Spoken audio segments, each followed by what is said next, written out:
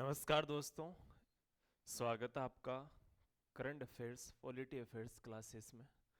और आज का हम बात कर रहे थे सितंबर 2024 की। हमने पहले वीक की क्लास पिछली क्लास में हुई थी और ये है सेकंड वीक, यानी साप्ताहिक करंट अफेयर अपने रहता है। इसमें इंग्लिश और हिंदी वर्जन दोनों पर आधारित क्लासें रहेगी। और इंडिया और विश्व के संदर्भ में, यानी भारत का विश्व के साथ किस प्रकार से कुछ करंट अफेयर से जुड़ी हुई बातें इसी संदर्भ में मुख्य रूप से रहेगा।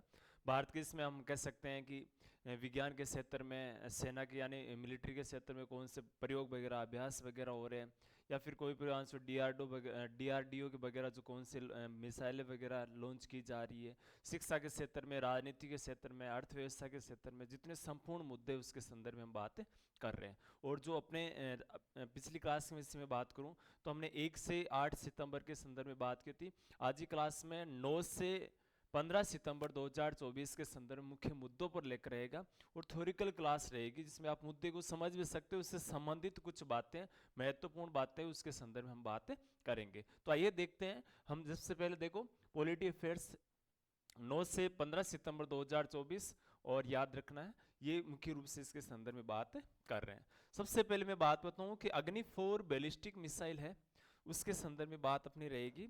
और ये बैलिस्टिक मिसाइल है, डीआरडीओ ने ओडिशा के चांदीपुर के अग्नि 4 मिसाइल का सक्सेसफुल टेस्टिंग की है। यानी चांदीपुर है उड़ीसा का, वहां से इसका टेस्टिंग हुआ है। ध्यान रखना, सवाल आपसे पूछा जाएगा कि ये अग्नि 4 बैलिस्टिक मिसाइल है, किस कहाँ से इसको मान लो कि टेस्टिंग की गई, किस स्थान से की गई, किसके द्वारा की गई, तो डीआरडीओ के द्वारा की गई। ठीक है, थोड़ा सा जान लेते हैं अग्नि 4 मिसाइल है क्या।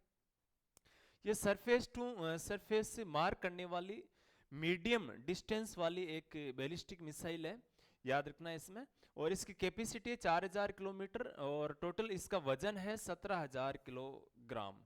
ठीक है, नेक्स्ट देखो इसमें फायर पावर ऑफ अदर अग्नि मिसाइल्स, यानी जो अन्य अग्नि मिसाइल है उसके संदर्भ बात करें तो देखो, एक तो अग्नि 1 है, 700 से 800 किलोमीटर की सीमा है इसकी। अग्नि 2 है, रेंज 2000 किलोमीटर से अधिक है। अग्नि 3 है, 2500 किलोमीटर से अधिक सीमा तक ये फायर कर सकती है। और अग्नि 5 है, इसमें याद रखना है 5000 किलोमीटर से अधिक सीमा तक ये फायर कर सकती है। एशियन चैंपियनशिप ट्रॉफी हॉकी 2024 की अगर हम बात करें तो इसका इवेंट है 8 से लेकर 17 सितंबर 2024 तक रहा, और अभी तक है इसका। और चाइना, कहां पर ये बात है, तो चाइना में हो रहा है। टोटल टीम कितनी है इसमें, तो 6 टीमों ने इसमें भाग लिया है। इंडिया जो इसमें हॉकी टीम है उसके कैप्टन है हरमनप्रीत सिंह। ठीक है, पंजाब के रहने वाले हैं। एशिया की हॉकी टीम, हॉकी टूर्नामेंट है, ये एशिया की है, ध्यान रखना, एशियन टीमें ही इसमें भाग लेती है। ये स्टार्ट हुआ था 2011 से। ये टूर्नामेंट कब से शुरू हो रखा है, तो 2011 से शुरू और रेगुलर होता है ये। ऑर्गेनाइजेशन यानी किसके द्वारा इसका आयोजन किया जाता है, तो एशियन हॉकी फेडरेशन है, उसके द्वारा इसका आयोजन करवाया जाता है। 2023 वाला कब, ये ध्यान रखना, ये वार्षिक होता है, हर साल होता है। 2023 का एशियन चैंपियनशिप ट्रॉफी हॉकी है, वो कहां पर हुआ था, तो वो चेन्नई इंडिया में हुआ था। अभी वर्तमान में है 2024 का, कहां हो रहा है, तो 2024 का ये टूर्नामेंट हो रहा है अपने चाइना में। पिछली बार विनर इसमें कौन रहा था, तो इसमें इंडिया, भारत विनर रहा था। इंटरनेशनल लिटरेचर डे यानी अंतर्राष्ट्रीय साहित्य, अंतर्राष्ट्रीय साहित्य दिवस की बात करें तो देखो इसमें थीम क्या है इसकी, promoting multi multilingual educational literacy for mutual understanding and peace, ये इसका थीम रहेगी 2024 की। दूसरी बात, इसकी हिस्ट्री थोड़ी सी जान लेते हैं। 1966 United National Education Scientific and Culture Organisation, यानी यूनेस्को हम कह सकते हैं, यूनेस्को द्वारा घोषित किया गया था 1966 की बात याद रखना। ठीक है, ये लिटरेसी डे, उद्देश्य क्या है, लोगों को लिटरेसी यानी साहित्य के प्रति जागरूक करना, साहित्य के प्रति क्या करना, जागरूक करना, इनका प्रमुख उद्देश्य है, ये याद रखना। आगे देखो, इसमें भारत सरकार के शिक्षा मंत्रालय ने 7 सितंबर 2024 को स्पेक्ट्रम ऑफ लिटरेसी विषय पर एक इंटरनेशनल कॉन्फ्रेंस आयोजित किया था। यानी याद रखना 2024 7 ये मुद्दा महत्वपूर्ण क्यों रहा, इसलिए 7 सितंबर 2024 को स्पेक्ट्रम ऑफ लिटरेसी नाम से एक साहित्यिक इस क्षेत्र में इंटरनेशनल कॉन्फ्रेंस, अंतर्राष्ट्रीय एक कॉन्फ्रेंस का आयोजन किया था। सम्मेलन, इसमें सम्मेलन में CIET, NCERT new Delhi, NCERT अपने न्यू दिल्ली में है और वर्चुअल तौर पर आयोजित किया गया था इनके द्वारा। NCERT महत्वपूर्ण भूमिका में रहती है, ध्यान रखना इसमें। भारत की पहली फैशन पूर्वानुमान पहल विसियो नेक्स्ट को लॉन्च किया। Union textiles minister Giriraj Singh जो है उनने भारत की पहली fashion forecasting initiative Visio next launch किया है। यानी किसके द्वारा है, तो ये तो गिरिराज सिंह के द्वारा किया गया है। ये national institute of fashion technology, यानी जो फैशन से संबंधित बात है, निफ्ट जिसको बोलते हैं, निफ्टी नहीं निफ्ट है, ध्यान रखना, विकसित किया गया एक वेब पोर्टल है, ये ध्यान रखना, एक वेब पोर्टल है। किसके द्वारा लॉन्च किया गया, तो गिरिराज सिंह द्वारा लॉन्च किया गया। आगे देखो 2018 में इसके संदर्भ में थोड़ी सी बात है कि ट्रेंड मान लो कि Visio next insight and forecasting initiatives ministry of textiles NIFT Delhi and Chennai में शुरू किया गया। और इसका उद्देश्य है इंडिया की जो डाइवर्सिटी एंड कल्चर है उसको ध्यान में रखते हुए इंडिविजुअल एरियाज है उसमें फैशन का ट्रेंड है उसमें मान लो ज़्यादा से ज़्यादा कुछ लोगों को एनालाइज करना और इसके संदर्भ में यानी फैशन के संदर्भ में थोड़ा सा विकास के क्षेत्र में भारत के संदर्भ में इसकी बात करने के संदर्भ में बात की गई है। ठीक है, देखो नेक्स्ट संयुक्त कमांडर सम्मेलन है। संयुक्त कमांडर सम्मेलन यानी फर्स्ट कमांडर्स कॉन्फ्रेंस का आयोजन कहाँ हुआ था, सवाल ये याद रखना है आपको, हुआ कहाँ से इसका आयोजन, तो ये इसका उत्तर प्रदेश के लखनऊ में इसका आयोजन हुआ था। ठीक है, इसकी थीम क्या थी, तो इसके स्ट्रॉन्ग एंड सिक्योर इंडिया, यानी स्ट्रॉन्ग मजबूत और सुरक्षित Bharat, transformation in armed forces. ठीक है, सम्मेलन की अध्यक्षता रक्षा मंत्री राजनाथ सिंह द्वारा की गई थी। और मुख्य रूप से यहाँ के उद्देश्यों के संदर्भ में बात करें, मुख्य उद्देश्य क्या है, तो इंडियन जो सिक्योरिटी भारतीय सुरक्षा है उसके लिए प्रेजेंट एंड फ्यूचर यानी वर्तमान और भविष्य के अकॉर्डिंग चैलेंजेस और उससे निपटने के उपायों पर चर्चा करना इसका उद्देश्य था। यानी जो अपने चैलेंज जो आ रहे हैं, जो चुनौतियां जो आ रही है उससे निपटने का कार्य उसका प्रमुख भागीदारी थी। US ओपन 2024 महत्वपूर्ण बात है, ध्यान रखना। लातविया, एक तो देखो लातविया की जेलेना ओस्टोपेको और यूक्रेन की ल्यूडमिला किचेनोक ने फाइनल में चाइना की झांग सोई और फ्रांस की क्रिस्टिना मलादेनोविच को हराकर वुमेन्स डबल का टाइटल जीता। यानी देखो मिक्स रूप से ये हुआ था इसमें, और इसमें देखो लातविया और यूक्रेन की जो है फाइनल में उसमें चाइना को और फ्रांस की मिक्स रूप से इनको पराजित करके वुमेन्स जो डबल्स का है ना वो टाइटल से इसने फाइनल जीता है। US ओपन की थोड़ी सी बात करें तो ये टेनिस टूर्नामेंट है, part of grand slams, grand slams का पार्ट है। स्टार्ट हुआ था सन 1881 में और इसका जैसे बात करें कोर्ट हार्ड काउंट यानी टेनिस से संदर्भित बात इसे आती है। फिर देखो सेमिकॉन इंडिया 2024 प्रधानमंत्री नरेंद्र मोदी 11 सितंबर 2024 को उत्तर प्रदेश के ग्रेटर नोएडा में स्थित इंडिया एक्सपो मार्ट का सेमिकॉन इंडिया 2024 का इनॉग्रेशन किया है, यानी उद्घाटन किया है। सेमिकॉन इंडिया 2024 का आयोजन 11 से 13 सितंबर तक हुआ था। और इसके संदर्भ में थोड़ी सी बात करें तो इसके संदर्भ में याद रखना सेफिंग द सेमीकंडक्टर फ्यूचर, इस सम्मेलन में ग्लोबल लीडर सेमीकंडक्टर्स इंडस्ट्रीज और स्पेशलिस्ट आदि इसमें भाग लिए थे। नेक्स्ट देखो इसमें इंटरनेशनल सोलर अलायंस, ये सबसे महत्वपूर्ण टॉपिक रहेगा आपके, और इसमें कुछ बातें ध्यान रखना है। अंतरराष्ट्रीय सौर जो सौर परिवार है उसके संदर्भ बात है, ISS इसको बोलते हैं।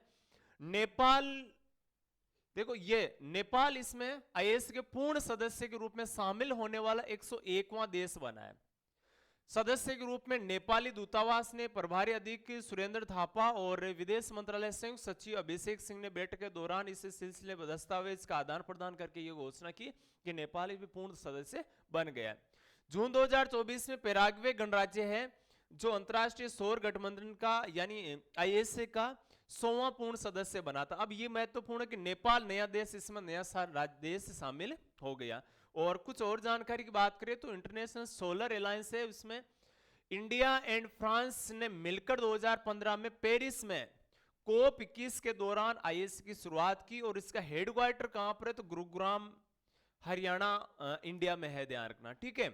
और ज्यादा से ज्यादा इसकी बात करें तो ज्यादा से ज्यादा आपको सोलर एनर्जी के संदर्भ में प्रमोट करना इसका उद्देश्य है।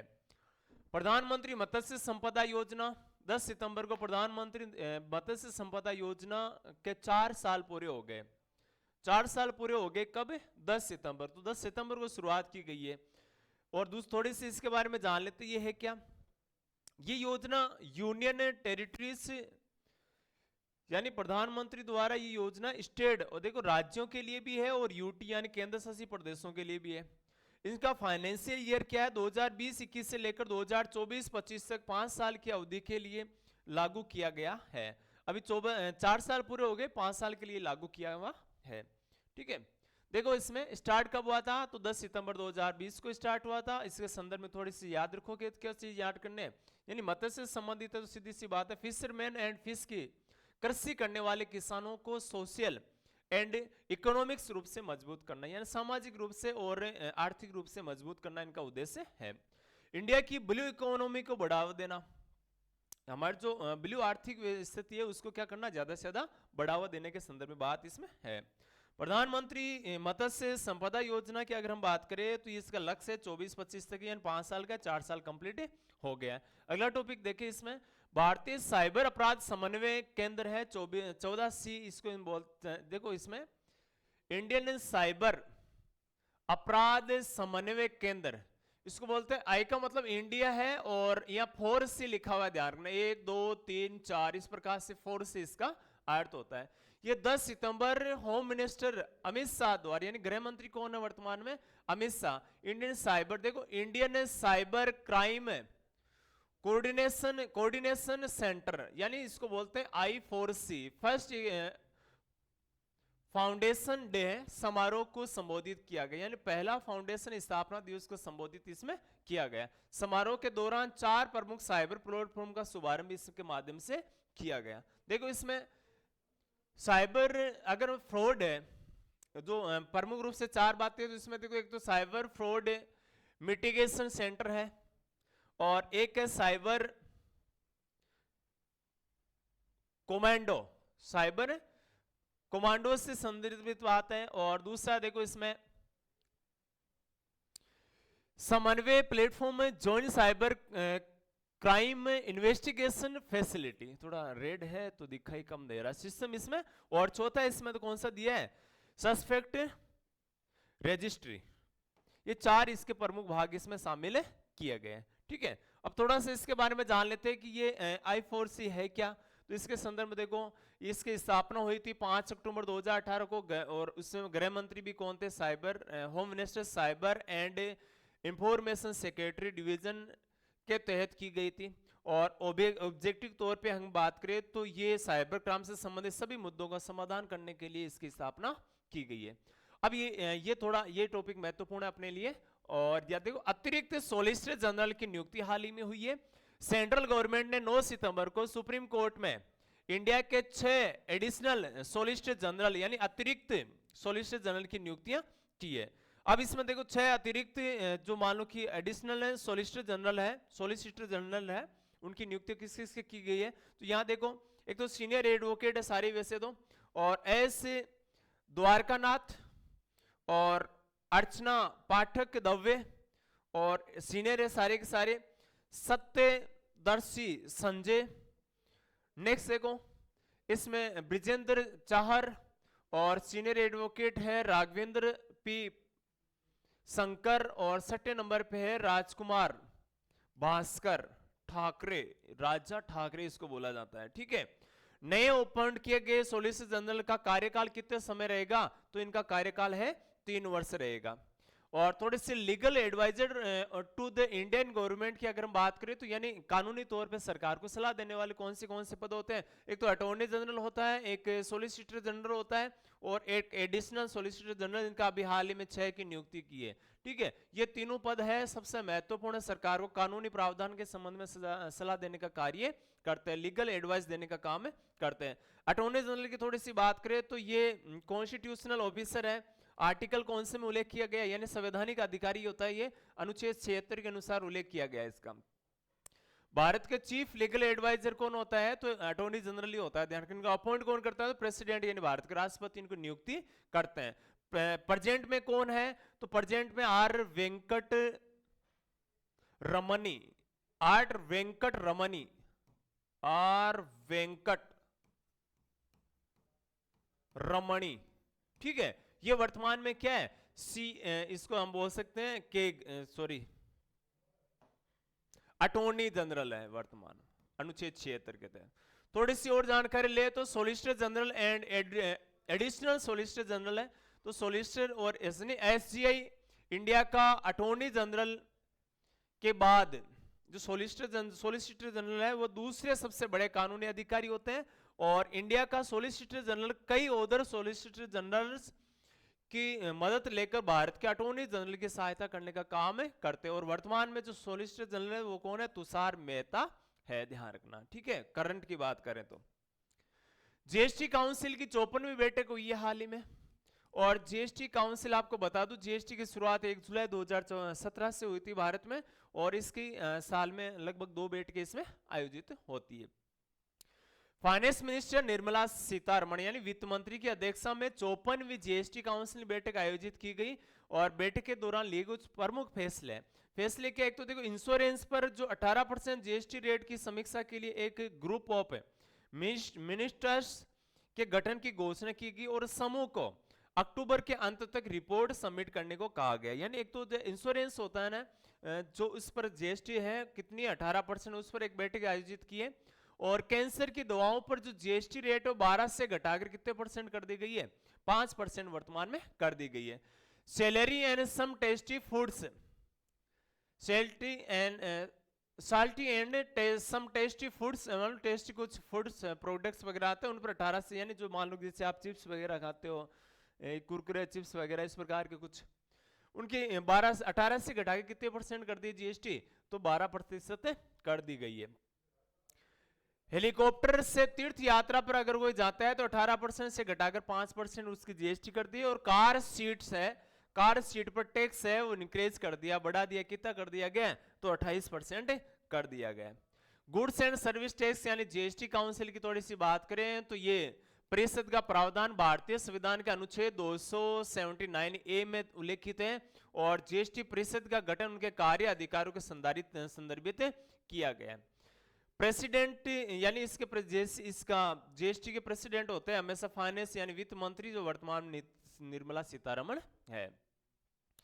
ये एक प्रकार का ये इनडायरेक्ट यानी अप्रत्यक्ष कर है जो लागू होकर ही आता है, हमें बाद में पता नहीं चलता। 1 जुलाई 2017 से 101वां संविधान संशोधन हुआ था, और उसके तहत इस जीएसटी को लागू किया गया था। 1954 में जीएसटी लागू करने वाला पहला देश कौन सा बना था, वो फ्रांस था। भारत में 2017 में लागू, यानी भारत में वन देश वन टैक्स के नाम से लागू किया गया।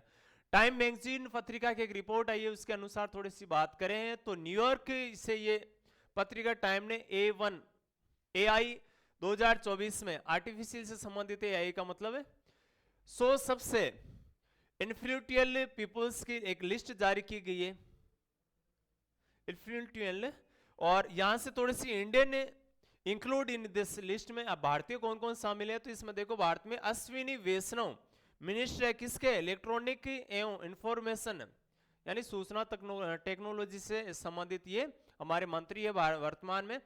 और इसके अलावा एक्टर है अनिल कपूर, फिल्म अभिनेता है अनिल कपूर। सुंदर पिचई जो गूगल के क्या है, CEO है, चीफ CEO। ठीक है, लिस्ट में देखो अगर हम बात करें टाइम 100 मोस्ट प्रभावशाली व्यक्तित्व की बात करें तो इसमें देखो कौन है, इसके शुरुआत की बात करें तो ये एडिसन सेकंड आया था इनका, और आर्टिफिशियल इंटेलिजेंस एआई के क्षेत्र में काम करने वाले लोगों को ये रैंक करता है टॉप रैंकों में 100 की। टाइम मैगजीन एक अमेरिका की यूएसए की प्रमुख पत्रिका है जो 1923 से चल रही है, और इसका हेडक्वार्टर न्यूयॉर्क अमेरिका में ही है। और इसके सीईओ कौन है, तो सीईओ है जेसिका सिबले, ये महिला है, ध्यान रखना, ये इसके सीईओ के पद पे वर्तमान में है। नेक्स्ट देखो, केवला देवी राष्ट्रीय उद्यान, ये राजस्थान के संदर्भ में और राजस्थान के एग्जाम में बहुत महत्वपूर्ण चीज है। हाल ही में राजस्थान के केवला देवी नेशनल पार्क में इंडिया का फर्स्ट टील कार्बन अध्ययन किया गया, इसलिए ये चर्चा में रहा, ध्यान रखना। टील कार्बन की बात करें तो एक नए और उभरते हुए आइडियोलॉजी का हिस्सा है जो इस बात पर फोकस करता है कि किस तरह marine and coastal ecosystem carbon diagnostic CO2 यानी कार्बन डाइऑक्साइड CO2 यानी, और इसके अलावा को इसके संदर्भ में हम बात करें तो एब्सकॉर्बेट और मानो कि इसके संदर्भ में बात करें तो काम करने के लिए कार्य मुख्य रूप से मदद करता है एक गैस से संबंधित है, और इस पर जो टील कार्बन है उसके संदर्भ में बात याद करनी है। अब देखो इसमें देखो केवलादेव नेशनल उद्यान के संदर्भ में बात करें तो ये है तो कहां पर, ये भरतपुर राजस्थान में स्थापित है। ये एक बर्ड सेंचुरी यानी बर्ड के संदर्भ में पक्षी अभ्यारण्य है। अच्छा, 1982 में इसको नेशनल पार्क तथा 1985 में यूनेस्को ने वर्ल्ड हेरिटेज सिटी में घोषित किया था। ठीक है, ये महत्वपूर्ण यहां से बात। अब्देल मजीद तेबोने, और ये क्यों चर्चा में रहे, ये हाल ही में चर्चा में इसलिए कि अफ्रीकन कंट्री है कौन सी, अल्जीरिया, और अल्जीरिया के क्या बने हैं, ये प्रेसिडेंट बने। ठीक है, और ये दूसरी बार प्रेसिडेंट बने, ध्यान रखना, पहली बार 2019 से बने थे, राष्ट्रपति बने थे, और वर्तमान में वापस राष्ट्रपति बने। अल्जीरिया के प्रेसिडेंट के तौर पर उनका ये जो कार्यकाल है कितने साल का रहेगा, तो 4 साल का रहेगा। अल्जीरिया की थोड़ी सी बात करें तो ये नॉर्थ अफ्रीका का एक देश है, क्षेत्रफल के हिसाब से सबसे बड़ा देश है अफ्रीका का, और अल्जीरिया ऑयल और गैस यानी तेल और गैस में समृद्ध है, अफ्रीका का सबसे बड़ा नेचुरल गैस एक्सपोर्टर है, बहुत ज्यादा एक्सपोर्ट करता है, ध्यान रखना। इनकी कैपिटल भी कौन सी है, अल्जीर्स, और यहाँ पे करेंसी है अल्जीरियन दिनार है, ध्यान रखना। और थोड़ी सी बात आगे की करें तो आगे आ जाएगा अपने इंटरकॉन्टिनेंटल कप फुटबॉल टूर्नामेंट की बात करें तो सीरिया ने इंडिया को 3-0 से हराकर चौथा intercontinental cup football tournament men's का है, ध्यान रखना, इसको जीत लिया। यानी हराया किसको है, तो ये इंडिया को यहां पर हराया है।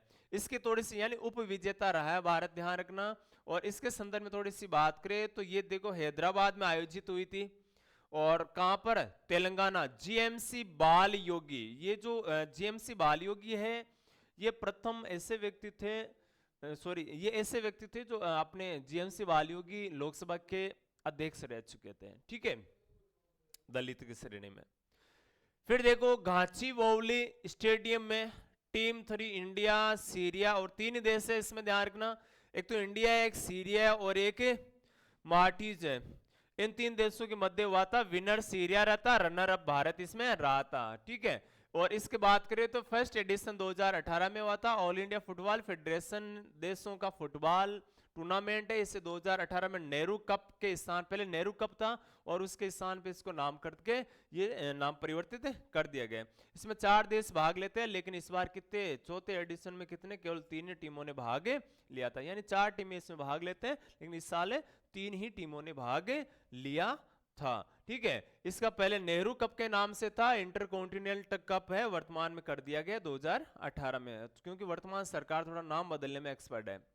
नेक्स्ट देखो, राष्ट्रीय फ्लोरेंस नाइटिंगेल पुरस्कार, और इसकी हम बात करें तो 11 सितंबर को राष्ट्रपति द्रौपदी मुर्मू ने राष्ट्रपति भवन में वर्ष 2024 के कुल 15 नर्स, मेंस और वुमेन दोनों है, इसमें ध्यान रखना, को यह अवार्ड प्रदान किया गया। यानी राष्ट्रीय फ्लोरेंस नाइटिंगेल पुरस्कार है, याद महत्वपूर्ण है, आपको पूछा जाएगा ये किस क्षेत्र में दिया जाता है। ठीक है। और दूसरी बात है राष्ट्रपति द्वारा दिया गया, और किस क्षेत्र में, तो ये नर्सेज को दिया जाता है। थोड़ा सा इसके बारे में जान लेते हैं। तो ये है क्या, तो इसकी शुरुआत 1973 में हुई थी, ministry end of health and family welfare. ठीक है।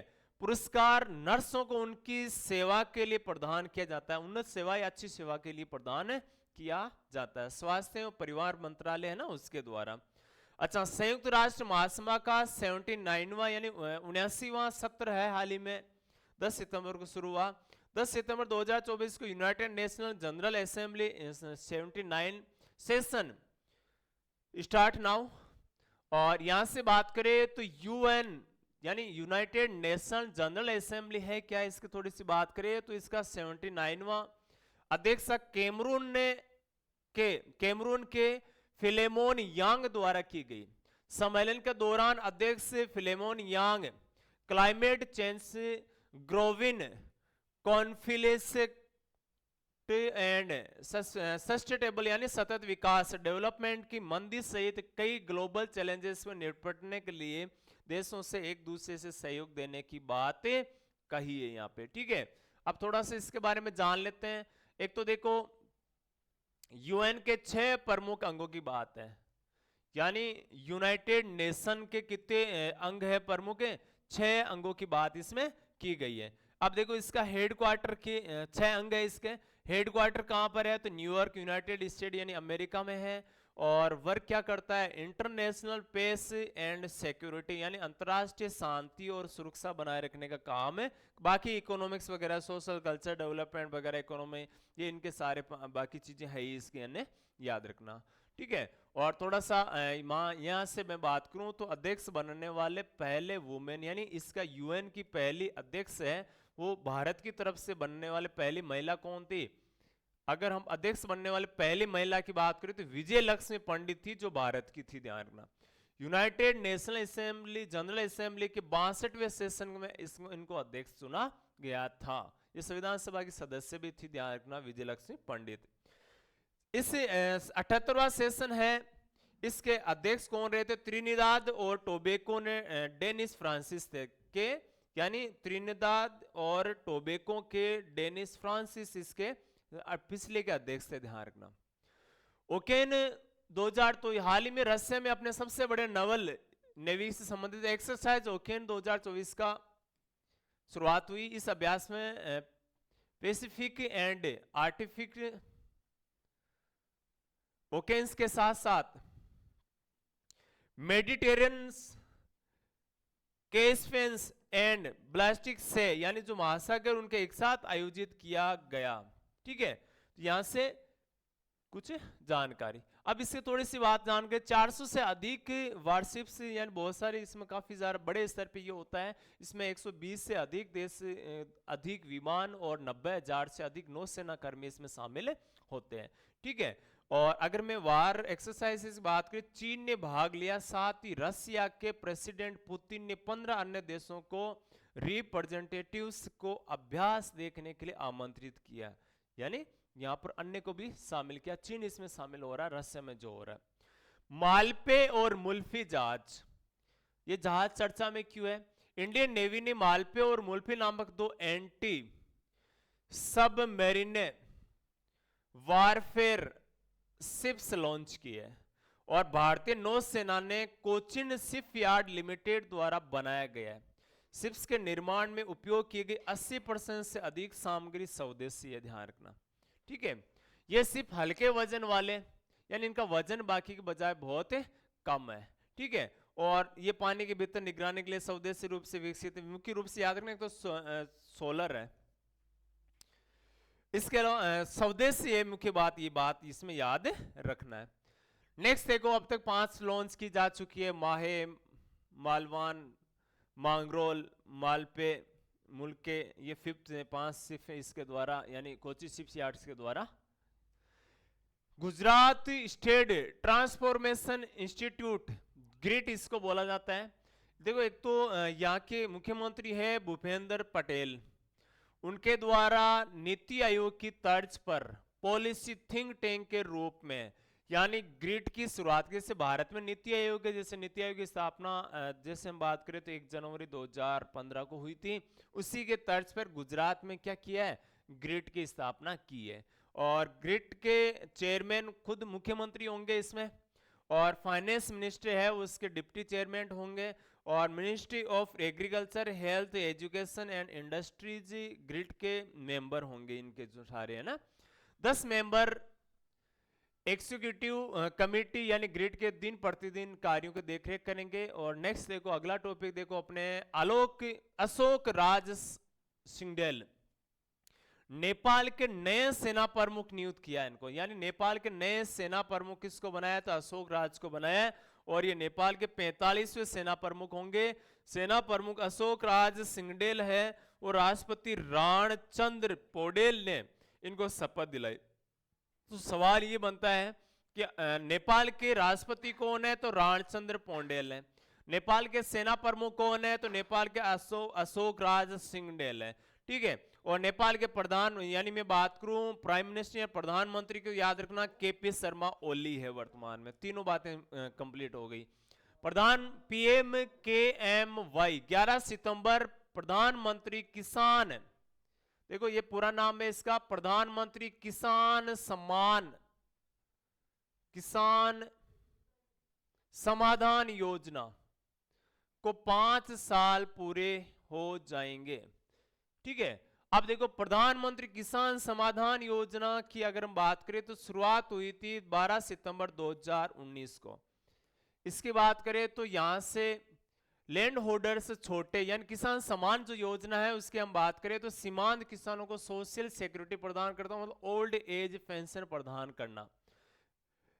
अगस्त 2024 तक प्लान को टोटल 23.38 लाख फार्मर्स इसमें जुड़ चुके हैं। प्लान के बिहार सबसे अधिक, ये सामान्य जानकारी सबसे ज्यादा, झारखंड दूसरी बात अगर अधिक किसानों को रजिस्ट्रेशन करने वाले दूसरे स्थान पर है, ठीक है। और इसके बेनिफिट क्या क्या है, तो इसके मिनिमम एश्योर्ड पेंशन है, इसके तहत 60 साल की आयु थी उसमें 3,000 रुपये पर मंथ पेंशन दी जाती है मिनिमम, और फैमिली पेंशन और दी जाती है इसके दौरान। और इसमें मान लो कि पेंशन के दौरान पेंशन प्राप्त करने वाली मृत्यु हो जाती है तो परिवार को 1500 रुपये मंथली पेंशन दी जाएगी। और ये स्मॉल फार्मर्स के लिए पास यानी कम से कम 2 हेक्टेयर जमीन होनी चाहिए। सितंबर 2024 को यूनाइटेड अरब अमीरात UAE ने क्राउन प्रिंस या अल नहायान के भारत दौरे के दौरान दोनों देशों के मध्य 4 समझौते हुए। सितंबर में UAE के जो क्राउन है उन्होंने भारत दौरा किया था अल नहायान ने, और उन्होंने भारत के साथ कितने समझौते किए, तो मुख्य रूप से अगर हम बात करें तो नेचुरल ऑयल गैस से संबंधित इस प्रकार के 4 एग्रीमेंट उनके द्वारा किए गए। नेक्स्ट देखो मुख्यमंत्री किसान सम्मान योजना।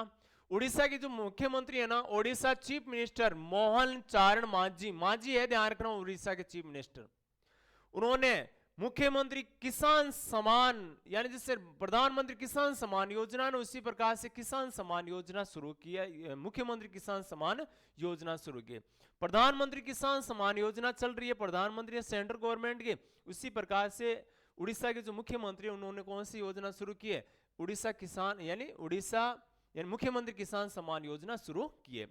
प्लान के तहत उन किसानों को फाइनेंशियल हेल्प प्रदान की जाएगी जिनके पास में अगर बात करें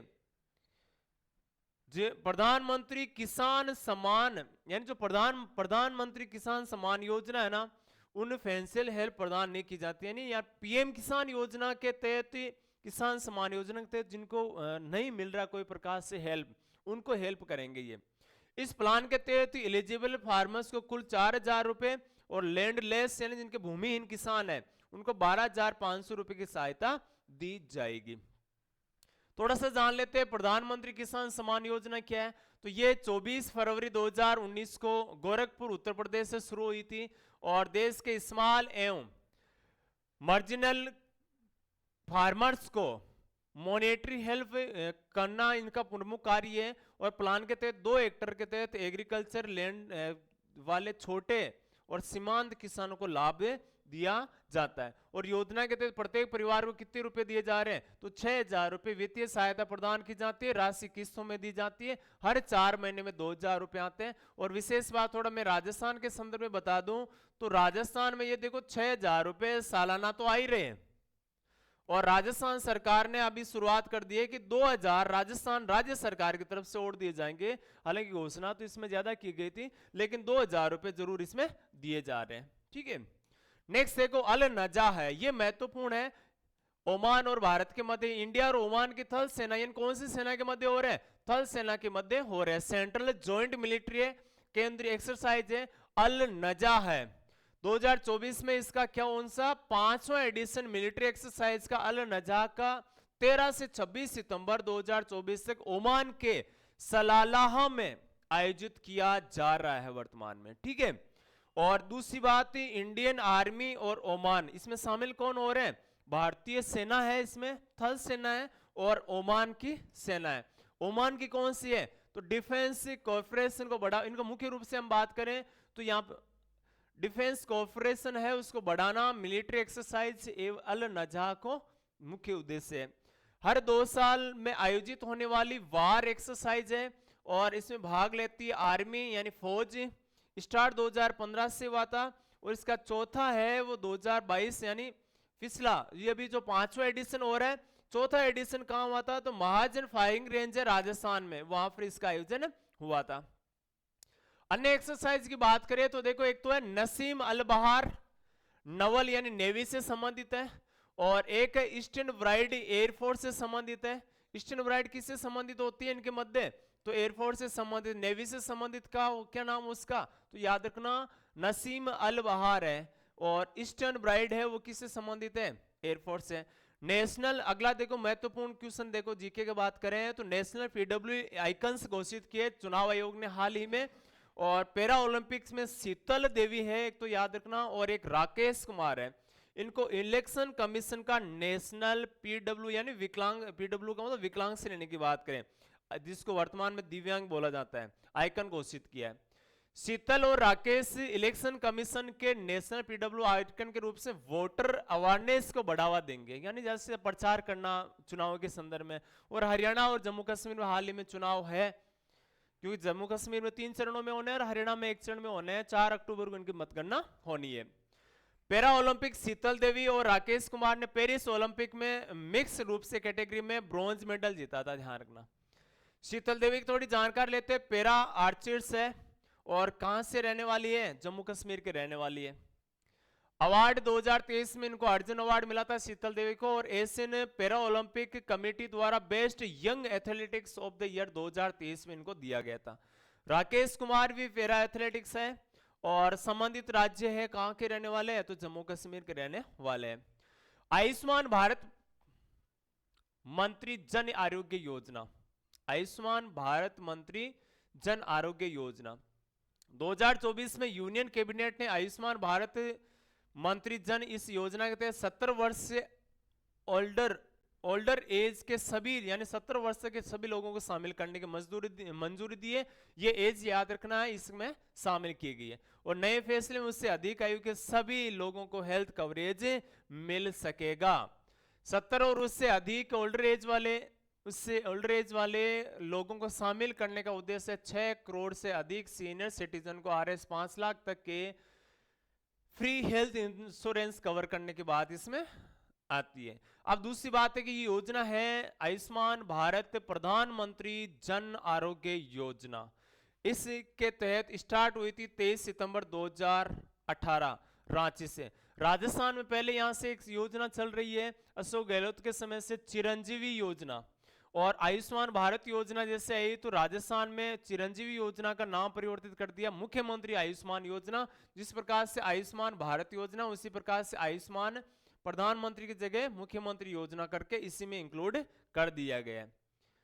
नेक्स्ट देखो, मिशन मौसम।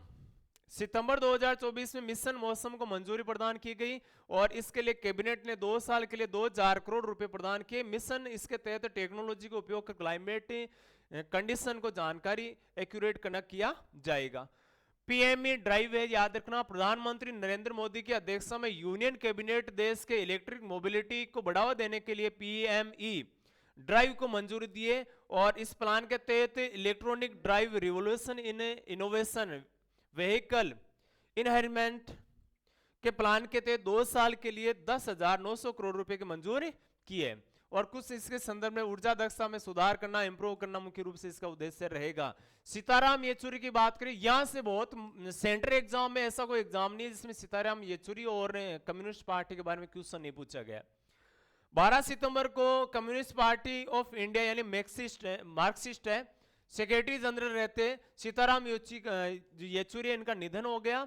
और इस पार्टी की अगर हम बात करें तो ये सेक्रेटरी जनरल थे। इनका जन्म है तमिलनाडु राज्य में हुआ था। सीताराम येचुरी 2005 में वेस्ट बंगाल से राज्यसभा सदस्य चुने गए थे और 16 में राज्यसभा में बेस्ट पार्लियामेंट्रियल अवार्ड इनको यानी संसदीय अवार्ड इनको दिया गया था। पार्टी की बात करें, कम्युनिस्ट पार्टी ऑफ इंडिया ने मार्क्सिस्ट की बात करें तो इंडिया की नेशनल ये राष्ट्रीय पार्टी है। वर्तमान में स्थापना 1964 में हुई थी। और कम्युनिस्ट पार्टी ऑफ इंडिया के डिवाइडेशन देखो, कम्युनिस्ट पार्टी ऑफ इंडिया बनी थी 1925 में और इसका विभाजन हो गया तो 1964 में। तो इसके साथ में इतना याद रखना है कि मार्क्सिस्ट पार्टी बनी थी, बाकी पहले कम्युनिस्ट पार्टी ऑफ इंडिया थी। इसका फ्लैग रेड फ्लैग है, एक रेड फ्लैग है, फ्लैग है सेंटर में व्हाइट कलर में क्रॉस किया हुआ है। हथौड़ा दराती इस पार्टी का चुनाव चिन्ह, जिससे इस प्रकार से इनका चुनाव चिन्ह है, जिसमें एक हथौड़ा और एक दराती बनी हुई है। सिंगापुर साहित्य पुरस्कार, और इसमें याद रखना Indian origins writers Prashanti Ram, याद रखना है Prashanti Ram, English fiction category में short story 9 yard saris, 9 yard sari, जो साड़ी से संदर्भ में साड़ी से सिंगापुर लिटरेचर अवार्ड से सम्मानित किया। दोनों बातें याद रखना यहां से। और शॉर्ट जो टाइटल है इनका स्टोरी है 9 यार्ड साड़ीज, 2023 में पब्लिश की गई थी। ये सिंगापुर, सिडनी, न्यूयॉर्क में फैले तमिल ब्राह्मण फैमिलीज की पीढ़ियों के बारे में बतलाती है। साथ ही English creative non fictions category में इंडियन ऑर्गन के कलाकार सुबेनी राव को उनकी पुस्तक पल्ब third an intimate inventory of the banished book के लिए भी उनको एक पुरस्कार दिया गया है। नेक्स्ट देखो, second Asia Pacific ministerial conference का आयोजन किया गया है। Civil aviation second Asian Pacific ministerial conference का आयोजन नई दिल्ली में स्थित भारत मंडपम में किया गया था। दिल्ली में हुआ था इसका आयोजन।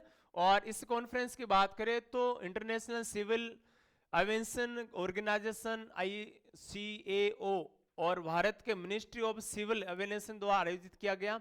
और इसके संदर्भ में थोड़ी सी बात करें तो इसका पहला सम्मेलन है वो बीजिंग चीन में हुआ था। बस ये पॉइंट नोट कर लेना। अभी दूसरा सम्मेलन कहाँ वर्तमान में कहाँ हुआ था, तो यहाँ पर राजस्थान में, सॉरी दिल्ली में हुआ था।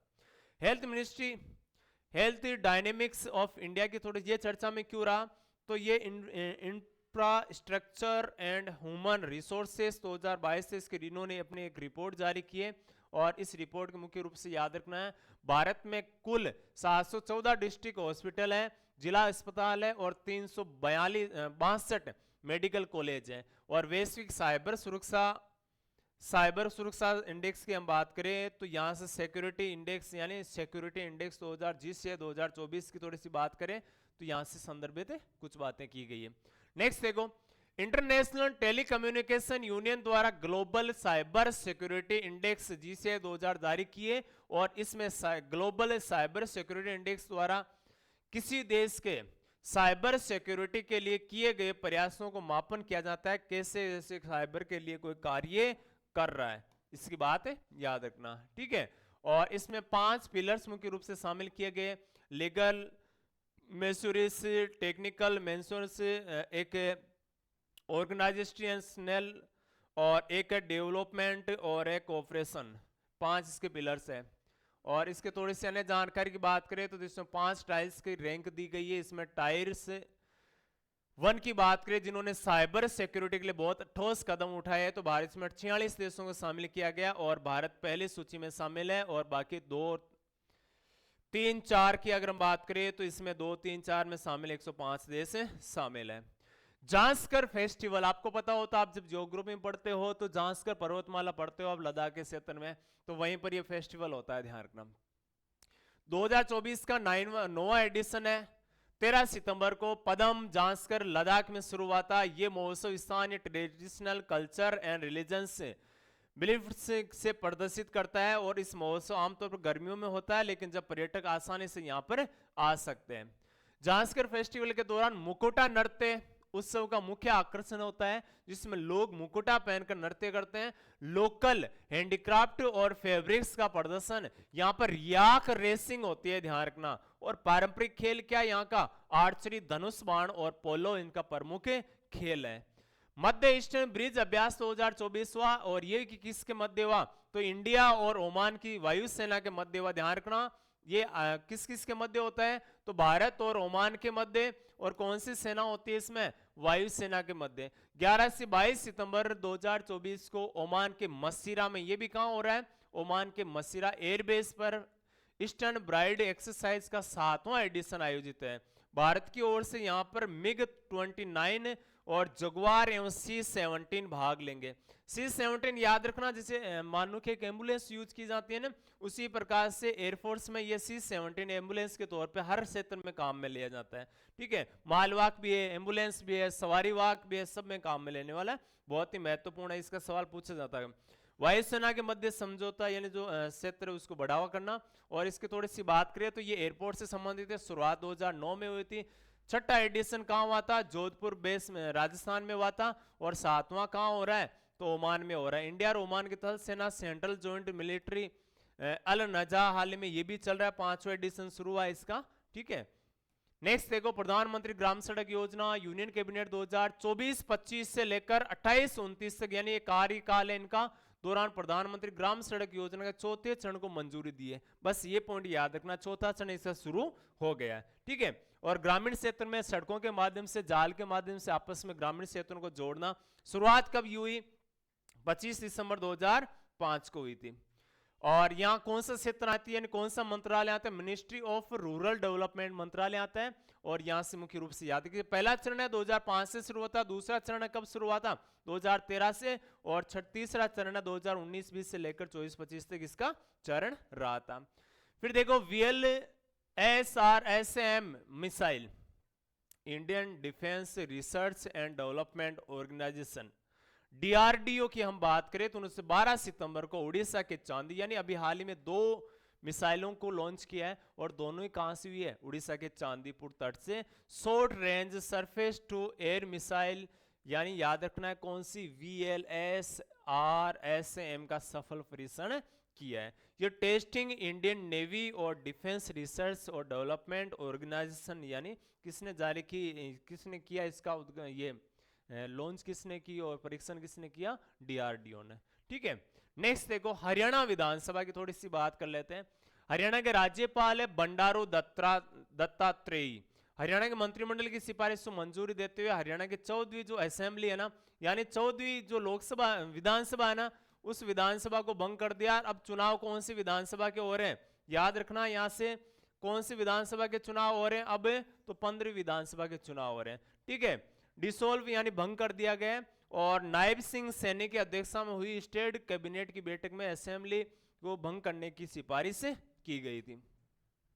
यानी सवाल यह बनता है कि 15वीं असेंबली का चुनाव होने तक वो अस्थायी मुख्यमंत्री, केयरटेकर मुख्यमंत्री बने रहेंगे। और अनुच्छेद 174 के अनुसार राज्यपाल क्या कर सकता है, किसी राज्य की विधानसभा को भंग कर सकता है। ठीक है, और विघटन के बाद में परमानेंट प्रोसेस है, ये हो सकता है, ये परमानेंट प्रोसेस हर 5 साल बाद में विघटन इनका होता है। राज्यपाल इस प्रक्रिया का अंतिम रूप देते हैं, लेकिन चीफ मिनिस्टर की रिकमेंडेशन के बाद में ये भूमिका महत्वपूर्ण होती है इनकी। और दूसरी बात याद रखना, समय और स्थान का निर्धारण गवर्नर द्वारा किया जाता है। एक सत्र की अंतिम बैठक और 2 बैठकों के मध्य कुल मिला के 6 महीने से अधिक समय नहीं होना चाहिए। बस ये बात हम पॉलिटी में पढ़ते हैं अच्छे से। और नेक्स्ट देखो, ग्लोबल बायो इंडिया रिपोर्ट है, वो 2024 की अभी हाल ही में आई है। और साइंस और टेक्नोलॉजी मिनिस्टर जितेंद्र सिंह नई दिल्ली में प्रगति मैदान में ग्लोबल बायो इंडिया रिपोर्ट 4था एडिशन का उद्घाटन किया इसमें। और इसकी बात करें तो biotechnology industries research assistance council BIRAC द्वारा किया जा रहा है। तापी पाइपलाइन की थोड़ी सी बात कर लेते हैं, ये महत्वपूर्ण क्यों चर्चा में रही। अफगानिस्तान ने साउथ एशिया से होकर गुजरने वाली 10 बिलियन की गैस पाइपलाइन तापी पाइपलाइन कहा जाता है, इनका काम शुरू किया है। प्रोजेक्ट के तहत दिसंबर 2010 में तुर्कमेनिस्तान, अफगानिस्तान, पाकिस्तान और इंडिया, याद रखना है तापी पाइपलाइन में कौन सा देश नहीं आता है ये पूछा जाता है। तो इसमें एक तो इंडिया है, एक इंडिया का पड़ोसी देश पाकिस्तान है, और इंडिया और पाकिस्तान का पड़ोसी देश एक अफगानिस्तान है, और एक कौन सा है, तुर्कमेनिस्तान। यानी देखो TAPI तापी, याद रखना। ये देखो तीनों चारों देशों के नाम है, तुर्कमेनिस्तान, अफगानिस्तान, पाकिस्तान और इंडिया, बस इन 4 देशों की है। किसकी शुरुआत है, तुर्कमेनिस्तान के गेलकिनिस गैस क्षेत्र से होगी, जिसके बाद ये अफगानिस्तान और फिर पाकिस्तान होते हुए अंततः कहां तक पहुंचेगी, भारतीय शहर फजील्का पंजाब, जो सीमा के बिल्कुल बॉर्डर पर स्थित है, वहां पर पहुंचेगी। टोटल लेंथ है 1814 किलोमीटर। इसमें शांति पाइपलाइन भी कहा जाता है इसको। शांति है क्योंकि चारों देश आपस में लड़ने वाले हैं, इनके बीच में पाइपलाइन हारी है, ठीक है। इंटरनेशनल हॉकी फेडरेशन क्यों चर्चा में रहा, तो याद रखना प्रेसिडेंट मोहम्मद तैयब इकराम को दूसरे कार्यकाल के लिए इंटरनेशनल हॉकी फेडरेशन का अध्यक्ष बनाया गया है, ठीक है। और तैयब इकराम है 2022 में नरिंदर के स्थान पर आए थे और वापस दूसरा कार्यकाल के फिर से अध्यक्ष चुन लिए गए। नरेंद्र बत्रा की बात करें तो ये पहले भारतीय अध्यक्ष थे। ये नरेंद्र बत्रा के स्थान पे वर्तमान में अक्रम आए और उनके स्थान पे ये नरेंद्र बत्रा भारत की तरफ से क्या थे, पहले फेडरेशन के अध्यक्ष थे। थोड़ी सी इनकी जानकारी करते हैं। तो ये इंटरनेशनल हॉकी गवर्निंग बॉडी है और इसकी स्थापना 1924 में हुई थी। हेडक्वार्टर लुसाने स्विट्जरलैंड में है, ध्यान रखना। और इसके प्रेसिडेंट की बात करें तो कौन है, इकराम मोहम्मद तैयब इकराम है, ठीक है। अरुणा वासुदेव की थोड़ी सी बात करें तो प्रसिद्ध इंडियन फिल्म स्कॉलर और पेटर्स अरुणा वासुदेव का 88 साल की आयु में निधन हो गया और इंडियन और एशियन मूवीज में उनके योगदान के कारण अरुणा वासुदेव को मदर ऑफ एशियन सिनेमा कहा जाता है। बस ये क्वेश्चन हाल ही में निधन हुआ है, तो क्वेश्चन ये बनता है कि किसको मदर ऑफ एशियन सिनेमा कहा जाता है, किसे कहा जाता है, तो अरुणा वासुदेव को कहा जाता है। महिला है, ध्यान रखना, ये अरुणा वासुदेव, ठीक है। तो इसी प्रकार से बने रहिए, मस्त रहिए, खुश रहिए, आप इसी प्रकार तैयारी करते रहिए। और हर वीक यानी साप्ताहिक करंट अफेयर अपना रहेगा, जो हर मंडे लगभग संडे मंडे के आसपास में आपके साथ में मिले आपके लिए अपलोड कर दिया जाएगा। तो आज के लिए जय हिंद, नमस्कार साथियों।